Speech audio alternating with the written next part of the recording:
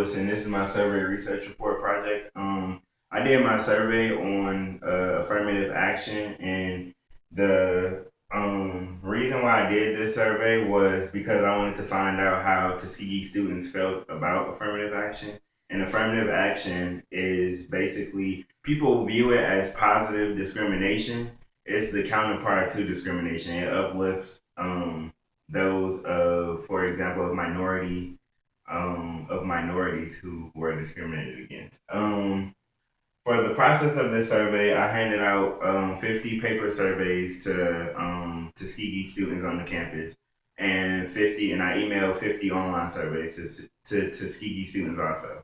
I rationed out the surveys equally, 50% male and 50% female, just to kind of get a aspect of if gender affected anything. The classifications that I chose to have in the survey is freshman, sophomore, junior, senior, and graduate. The one thing that I found out from this survey was that the highest classification who filled out all the surveys in general was sophomore, followed by juniors. Um, the conclusions that I came to was that 55% male and female came to the unanimous decision that affirmative action was good. Also, I wanted to find out if the gender had anything to do with if affirmative action programs to help women of minorities uplift them in jobs and education wise. And I found out that male and female both agreed that it would be a good thing for those programs to happen.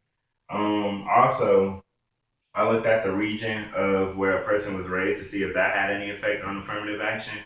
And um, a majority of the respondents to the survey came from the South, and they all agreed that affirmative action was good. And I had a mixed view of if affirmative action programs should be continued or discontinued at some point. But for the most part, it was a tie between being continued and people who just didn't know.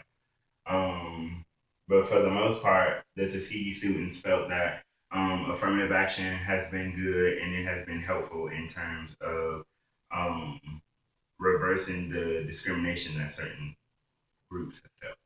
And that's it.